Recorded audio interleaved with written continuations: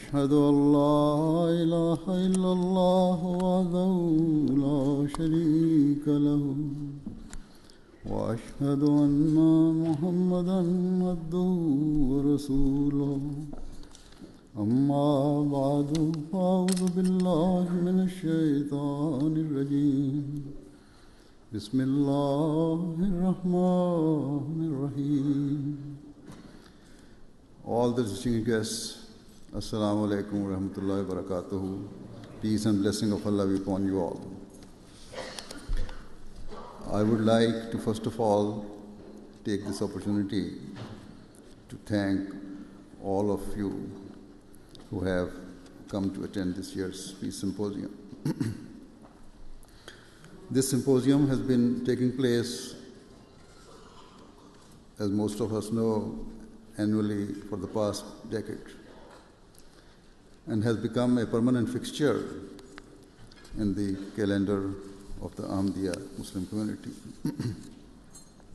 Normally, we hold this event in March, but for various reasons, this year it was delayed until November.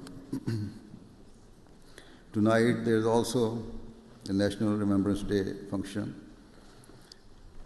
taking place, because of which some people who we invited may not have been able to attend. Nonetheless, I am very grateful to all of you who have come. Your participation certainly proves that you wish to hear about peace from the standpoint of a particular Muslim sect. Because in today's world, there is so much said about world peace and the conflicts that have arisen across the globe. Certainly, the current state of affairs has become a cause of fear and anxiety for much of the world. Whilst it is a cause of great regret, I have no hesitation in admitting that much of the disorder that we see in the world today is occurring due to the acts of certain so-called Muslims. For any peaceful Muslim who understands his faith, this is a cause of great sorrow and despair. Over the past year, one particular group has viciously spread its network of terror and has become a cause of major concern for the world.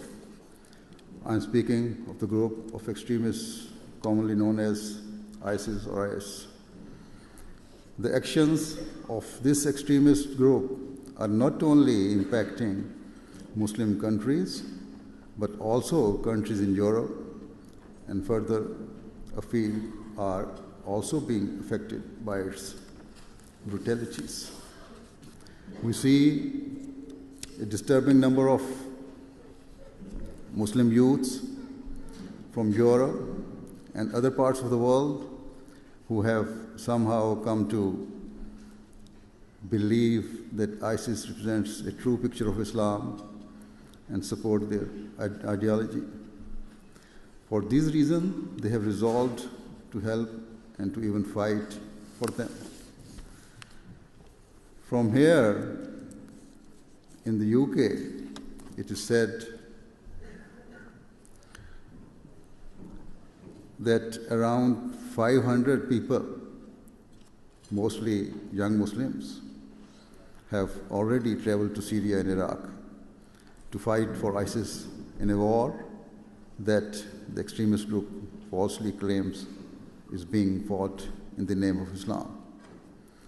If we look at the numbers of Muslims in Europe who have traveled for this so-called jihad, then we observe that the proportion of Muslims going from the UK to Iraq and Syria is higher than the number who are traveling from Germany or most other European countries. This is extremely alarming and a cause of major concern for the United Kingdom, because the agenda and objectives of ISIS and their so-called Khalifa are utterly horrific and barbaric. It is said their Khalifa says he wants to take revenge from the world and to conquer territories and nations. He says he wants to make the Muslims the masters of entire world and to reduce all non-Muslims to slavery or to being the property of Muslims. He says that punitive action should be taken against every person who offend a Muslim in any way, and that Sharia law should apply to every single person in every single land. He desires to take away the rights of women belonging to other religions or sects, to suppress them and turn them into concubines, or force them to become their wives. ISIS seeks to destroy every religion or sect that differs from its beliefs and wishes to remove current Muslim governments and seize power from them. Thus, if this is all true, then their strategy and vision is far-reaching, and their basic aim is to destroy the peace of the world. It is quite absurd to suggest that ISIS or any other extremist groups will ultimately ever be successful in taking over the world, because it is quite clear that their plans are completely senseless and based on wishful thinking rather than reality. Nonetheless, if they are not stopped in their tracks, then they could cause a great deal of destruction before they die their own death. We have witnessed in so many incidents the terror and devastation that even single individuals without any backing or support are able to cause.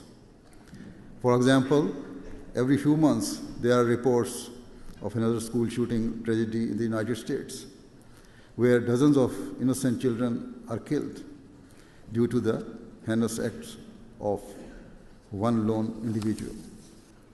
Thus, consider just how much suffering and ruin can be caused by a terrorist group, which is gathering together frustrated and restless people from all parts of the world who are ready to give their lives for this unjust cause.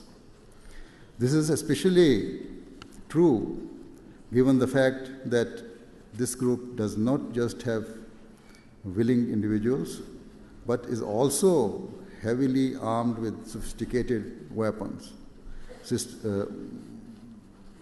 weapon systems and artillery. Indeed, it is not out of the question that they could eventually lay their hands on nuclear weapons.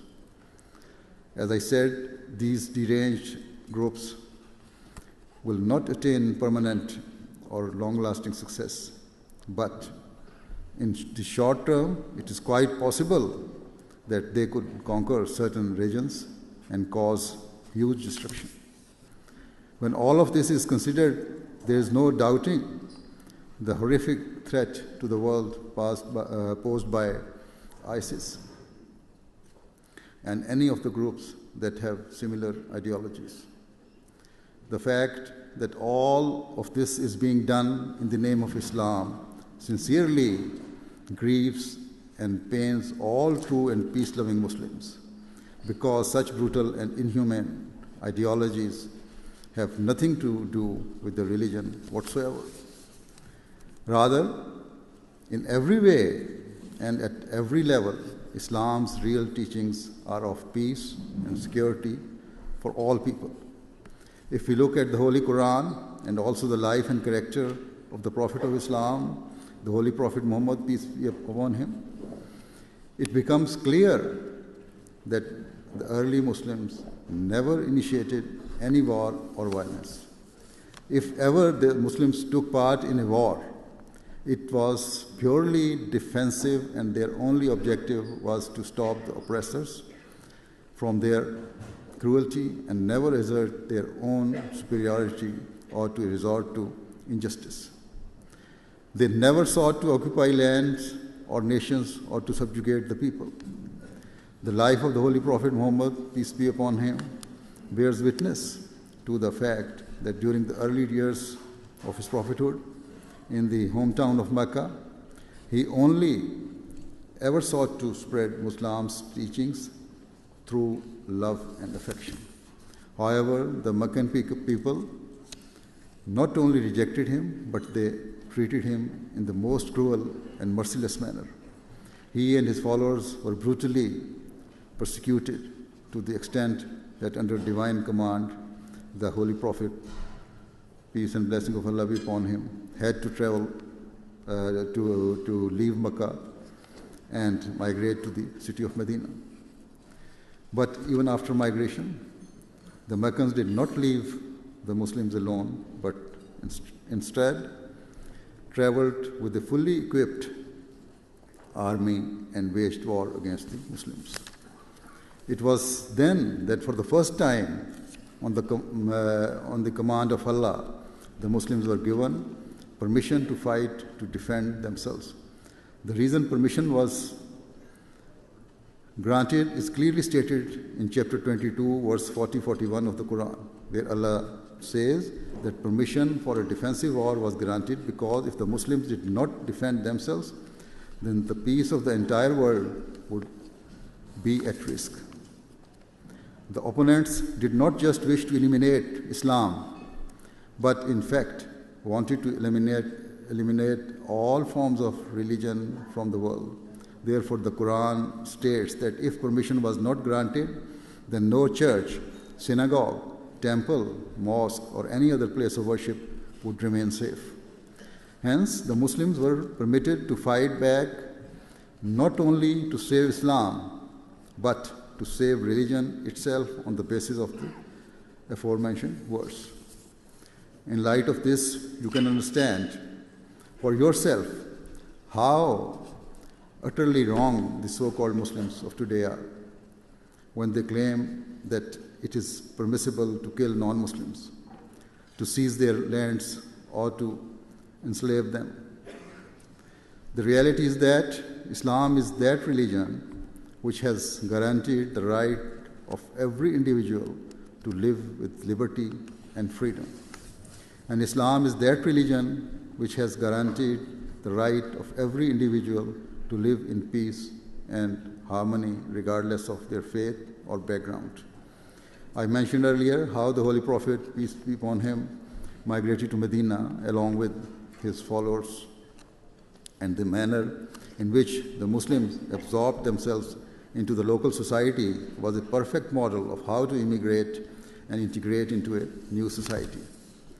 Before the Muslims arrived, there were two main groups who lived in the city of Medina, the Jews and the Arabs. Upon the arrival of the Muslims, there became three groups: the Muslims, the Jews, and the non-Muslim Arabs. The Holy Prophet, peace be upon him, immediately stated that it was essential that they all live together in peace and harmony. And so he proposed a covenant of peace between them. According to the terms of this treaty, each group and each tribe was given their due rights. The lives and wealth of all parties was guaranteed, and any pre-existing intertribal customs were also respected.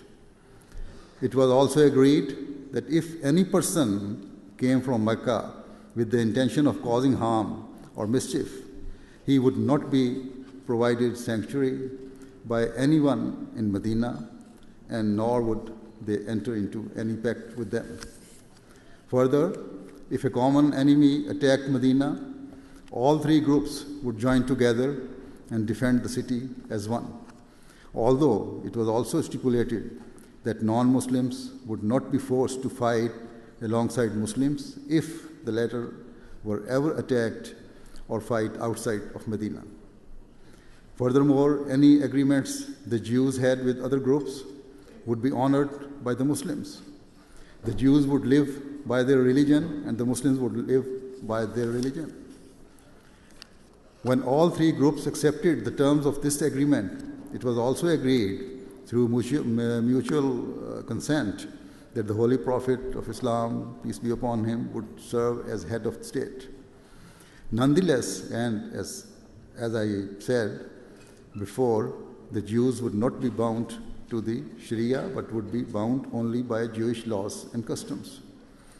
This was the perfect example of tolerance and mutual respect of the Holy Founder of Islam, peace and blessing of Allah be upon him. And yet, today ISIS claims that Sharia law must be enforced to every person, no matter their religion or background. At that time, the Holy Prophet, peace be upon him, also established the rights of women within the covenant. He clearly stipulated that no woman was to be forcibly removed from her home or against her will. Thus, how can it be right for ISIS to claim that non-Muslim women can be considered their possessions or chattels? According to the covenant, no person would ever be compelled to accept Islam, but rather it expressly stated that the Jews and the non-Muslims of Medina would be treated with love and compassion and as brothers by the Muslims. Therefore, this is a summary of the treaty which bound together the society of Medina following the arrival of the Muslims. History bears witness to the fact that the Muslims followed this agreement to the letter, and if the covenant was ever breached, it was done by the other parties. As the accepted leader of Medina, sometimes the Holy Prophet, peace be upon him, would have to deal with individuals or groups who had breached the covenant or been involved in wrongdoing, but such reprimands were given fairly according to the terms of the covenant and not due to any injustice.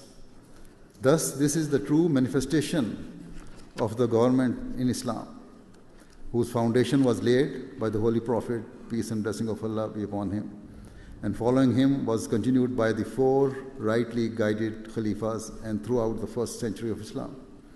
And so today, if ISIS or any Muslim government acts against these principles of true justice and equality, then they are doing so only to fulfill their own personal or political interests.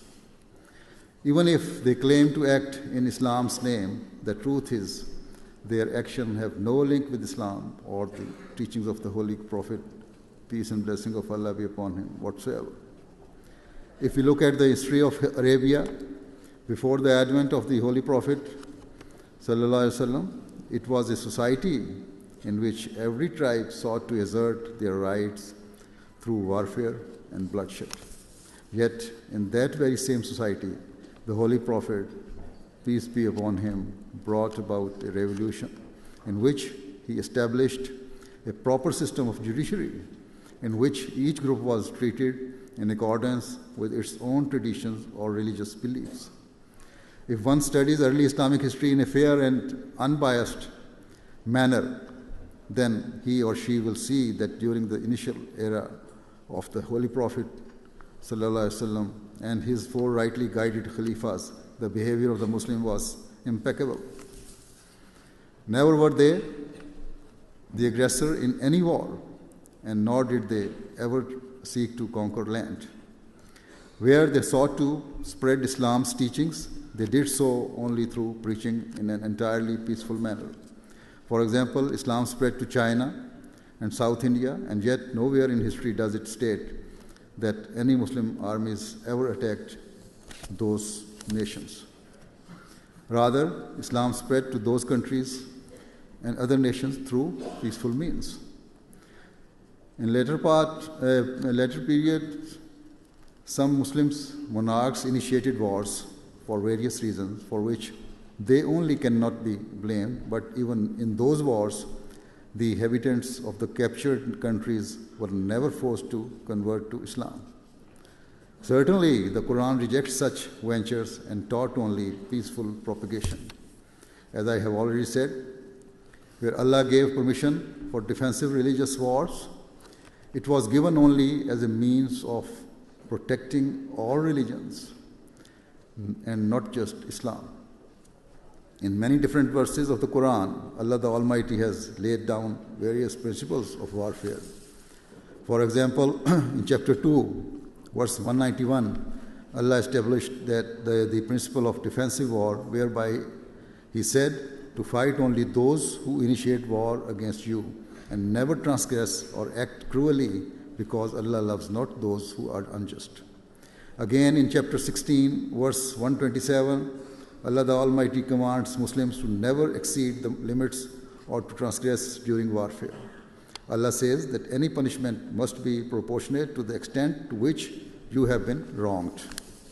In chapter 2, verse 194, Allah the Almighty says that during a war, a party should only fight until there is no more persecution and religion can once again be professed freely. It says that if the oppressors desist and the disorder ends, then no further hostility should be shown against them. In chapter 8, verse 62, Allah the Almighty says that if oppressors incline towards peace and extend a hand of reconciliation, then the Muslims should grasp it and not question whether they are being sincere.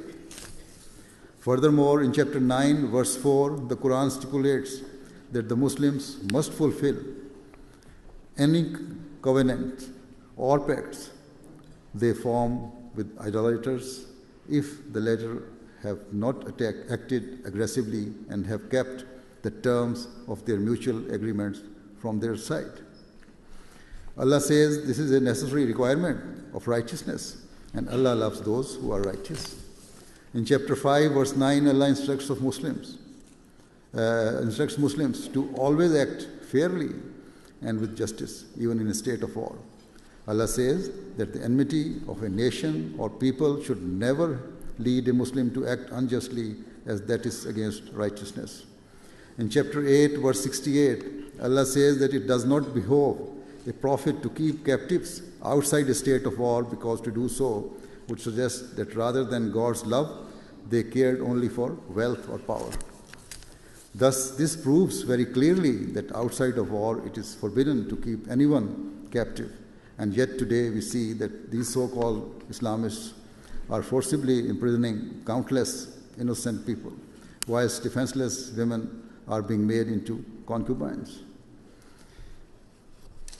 In chapter 47, verse 5 of Holy Quran, Allah the Almighty has stated that prisoners of war should be freed following the conclusion of a war.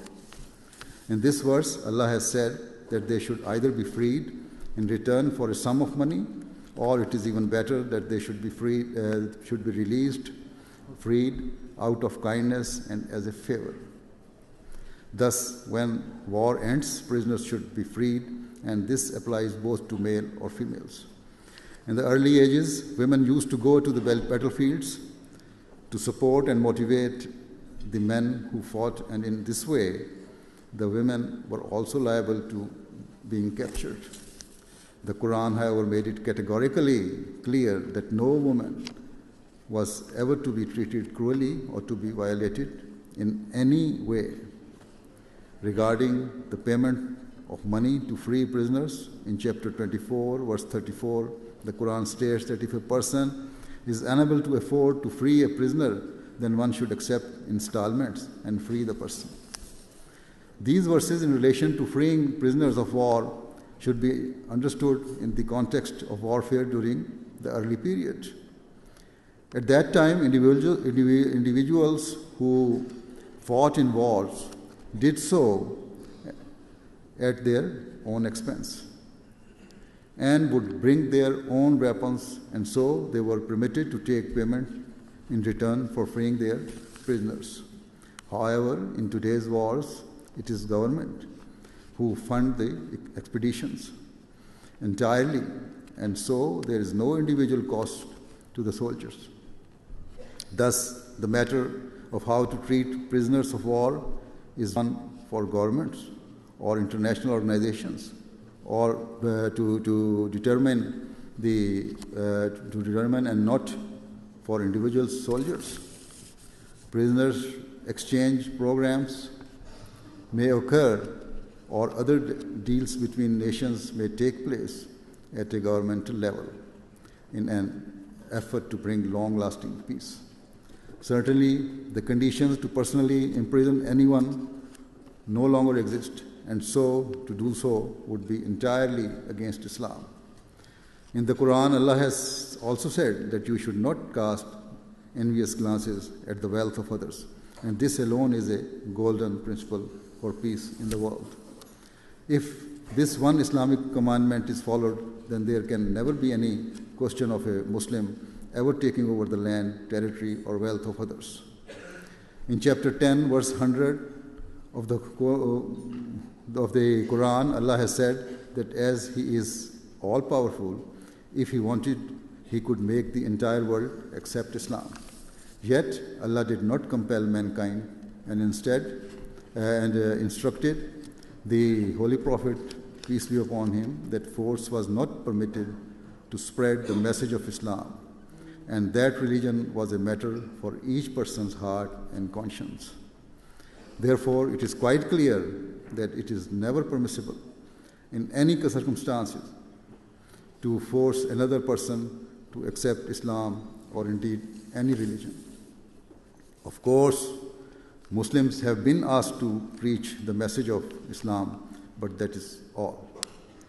Thus, in chapter 18, verse 30, Allah said to the Holy Prophet, peace be upon him, to inform the world that the truth had come from their Lord, which was a means of success and prosperity, and they were free to accept or reject it. These words are crystal clear for all to see and hear. All people are free to believe or not to believe.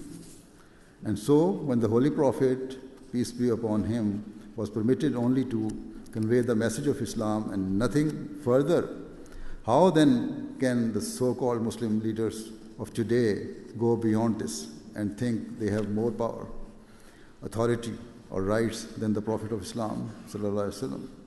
I have therefore briefly given a summary of Islam's teachings based on various verses of the Holy Quran, which prove that the acts of cruelty being conducted by certain Muslim groups and even nations are completely contrary to Islam. You may wonder why, if it is against Islam's teachings, are they acting in this way? The simple answer is, as I said before, that they are seeking only to fulfill their worldly interests. Their goals are not spiritual or religious at all. They seek to gain worldly pursuits in the name of religion through cruelty and bloodshed.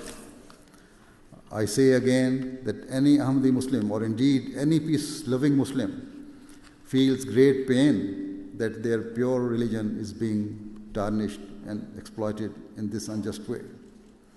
However, I would also hereby like to question those people or organizations or politicians who claim that Islam is a religion of violence on the basis of the atrocities of the extremist groups.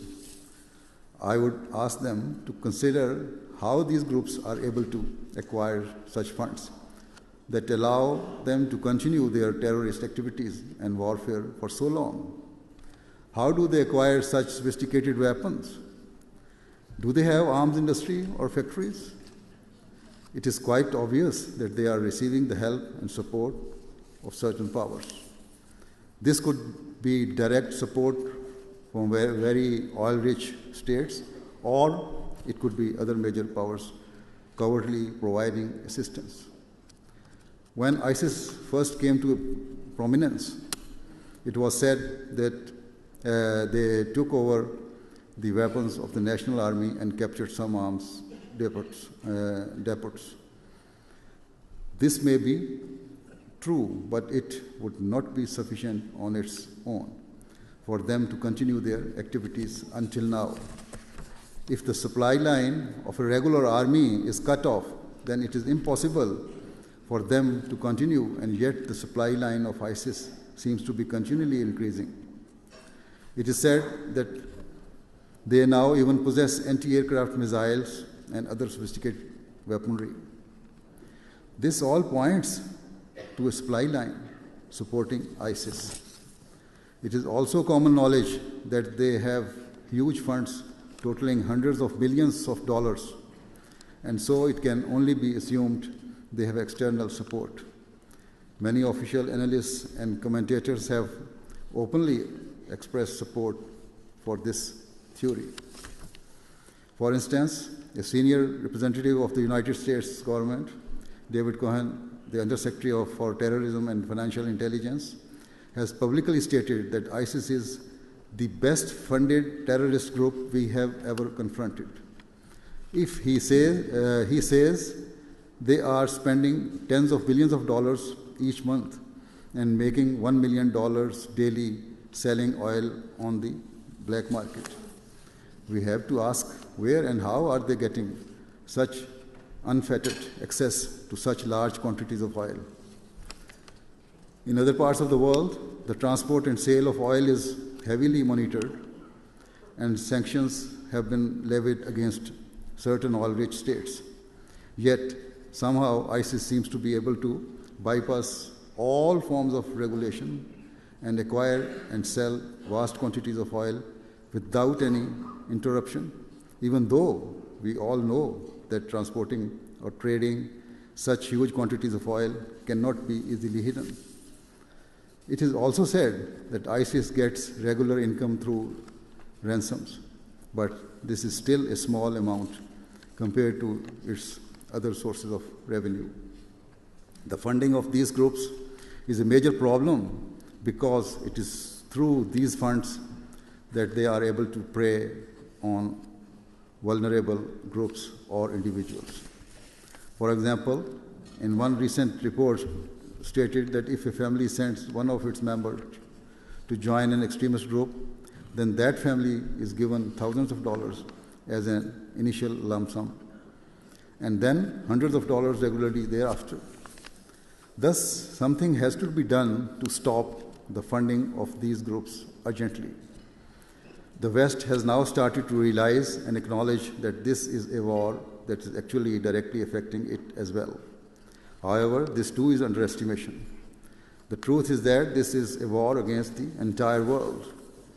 As a matter of routine, we see that the major powers are able to heavily influence or even dictate policies in Muslim countries on various matters. And so, the question is, why have they not exerted their influence here where it is genuinely required? Now that they have started and it's too late.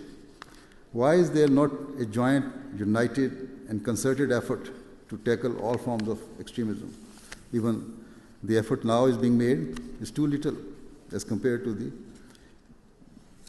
the devastation of the group will cause.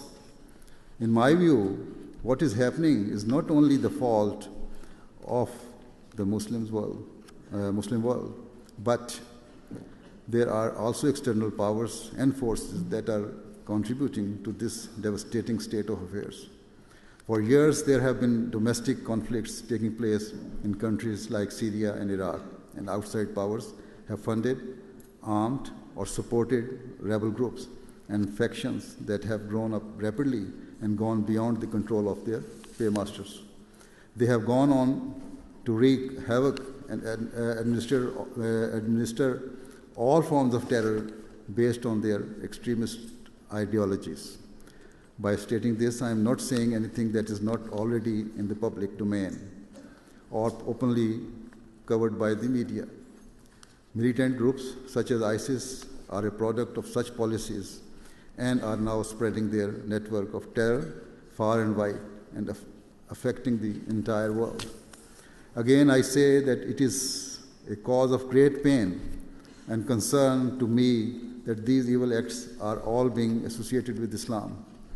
Nowadays, it is a major concern that Muslim youths from the West are traveling to countries like Syria and Iraq, where they are being radicalized. It is quite possible that they could eventually return to their home countries and launch attacks or cause great disorder in this part of the world. Thus, clearly, this is no longer a local or Muslim issue. It is an international issue that requires a global and concerted effort to stop these extremist organizations. Some prominent figures have suggested that it will take 30 or even 100 years for this war with extremism to conclude. Personally, I believe that the militants and extremist groups can be stopped in a much shorter period of time if the world is determined to eradicate them. We must not think that we are free from our personal responsibilities simply by saying it will take decades to end this war. Rather, everyone must join in this effort to counter global extremism. To simply lay the blame at the feet of Islam or particular groups will not save us from warfare or free us from our responsibilities. Thus, all peaceful people should pressurize their governments, and certainly all figures of influence should reflect on this and seek to develop peace in the world by promoting true justice in their respective spheres of influence, by taking firm action to prevent the destruction of world peace completely. If we want to save the world, then true justice needs to be shown at every level of society, and the problems faced in each country should be solved in a fair way that removes frustrations. No country's wealth should be looked upon enviously, and mutual policies should be made to help one another. Most importantly, the world must realize that it has forgotten its Creator, and they must come back to Him. Only when this happens can true peace be established, and without this there can be no guarantee of peace. I have spoken many times previously about the horrific consequences of another global war, and perhaps it will only be after such a war that the world will come to realize the destructive results of the unjust policies that were made only to satisfy personal ambitions and vested interests. I hope and pray that the world comes to its senses before such a disaster comes to pass. I hope and pray that the world comes to recognize and accept its Creator. With these words, I seek your leave. Thank you very much. Thank you very much.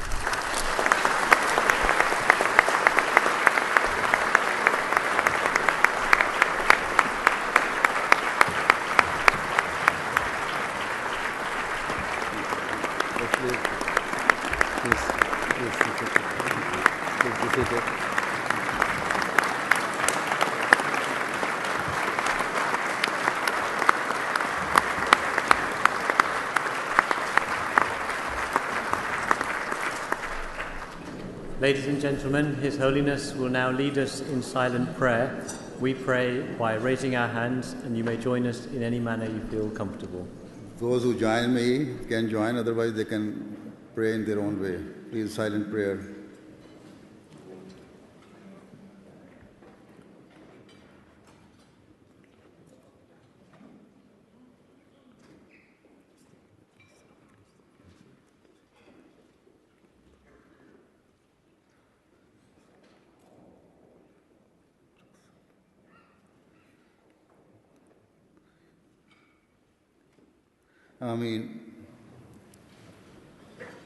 One of the things I enjoy about coming